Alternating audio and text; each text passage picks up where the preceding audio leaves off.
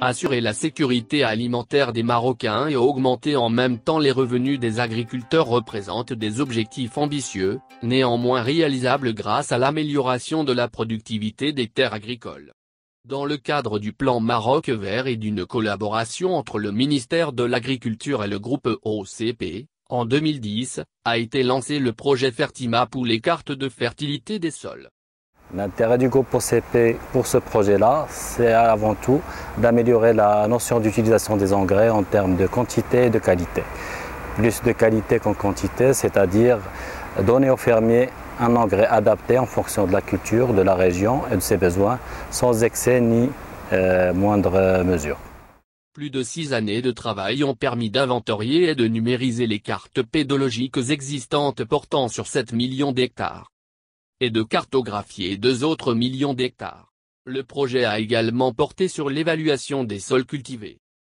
Bien, comme vous le savez, le raisonnement de la fertilisation démarre par l'analyse de sol, dans laquelle on analyse les principaux éléments de la fertilité du sol, l'azote, le phosphore, le potassium, bien entendu la matière organique, mais également certaines caractéristiques importantes, telles que la texture, est-ce que le sol est sableux, est-ce qu'il est argileux, est-ce qu'il est limoneux, etc.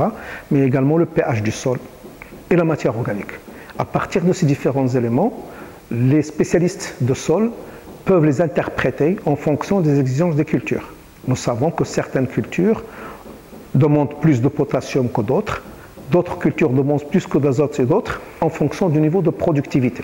Donc en confrontant l'analyse de sol avec les exigences des cultures, on peut à ce moment-là arriver à déterminer quels sont les besoins qu'il faudrait apporter en engrais. Pour répondre aux exigences de Fertimap, les laboratoires d'analyse, notamment ceux de l'Institut national de la recherche agronomique, de l'École nationale d'agriculture de Meknès et de l'Institut agronomique et vétérinaire Hassan II, partenaires du projet, ont renforcé leurs moyens humains et techniques. Leurs travaux de recherche ont permis d'évaluer les besoins en fertilisants pour chaque type de culture. Au niveau de ce projet, le consortium a profité aussi d'établir des normes de fertilisation des cultures. C'est-à-dire en d'autres termes qu'il ne suffit pas d'avoir une analyse de sol, on peut avoir le résultat, mais comment on peut l'utiliser, comment l'agriculteur peut l'utiliser pour déterminer les quantités d'engrais, le moment d'apport, les types d'engrais.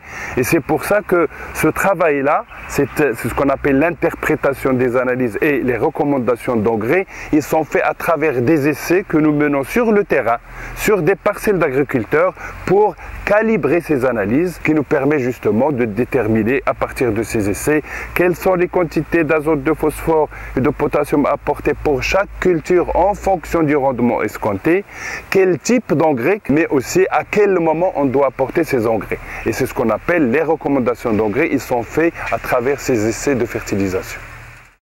Toutes ces données ont permis de développer un système expert accessible à tous les agriculteurs.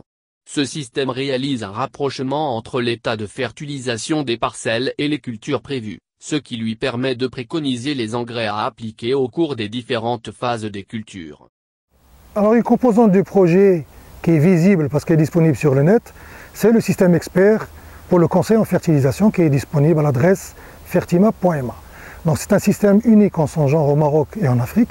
Il permet d'avoir des recommandations fertilisants pour chaque localité au Maroc, soit pour chaque parcelle, soit pour chaque région du Maroc. C'est un système qui est disponible et gratuit pour tous. Alors il y a 2 utilisations possibles de ce système. Pour les agriculteurs qui n'ont pas les moyens de prélever leurs échantillons, de les analyser dans les laboratoires, ils peuvent avoir des recommandations régionales pour leur région. Pour les agriculteurs qui ont les moyens de faire des analyses de sol, ils peuvent introduire les résultats de ces analyses de sol dans le système et avoir en retour une recommandation en fertilisation.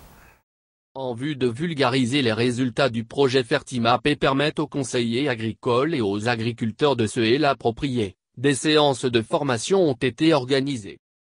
Organiser des formations aussi pour les conseillers agricoles de l'ANCA.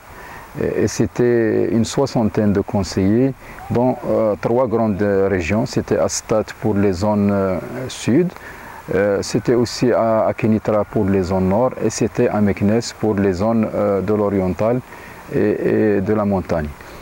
Aujourd'hui, la réussite du projet Fertimap dépasse nos frontières. C'est une retombée positive de ce projet. Maintenant, il y a une forte demande en Afrique pour avoir des cartes de fertilité des sols dans plusieurs pays d'Afrique. Jusqu'à présent, 12 pays d'Afrique ont émis le souhait d'avoir ce type de projet. Et le Maroc, dans le cadre de la coopération Sud-Sud, et notamment dans le cadre de l'initiative AAA du Royaume du Maroc pour l'Afrique, est en cours de préparation ou a déjà démarré des projets de cartes de fertilité dans un certain nombre de pays.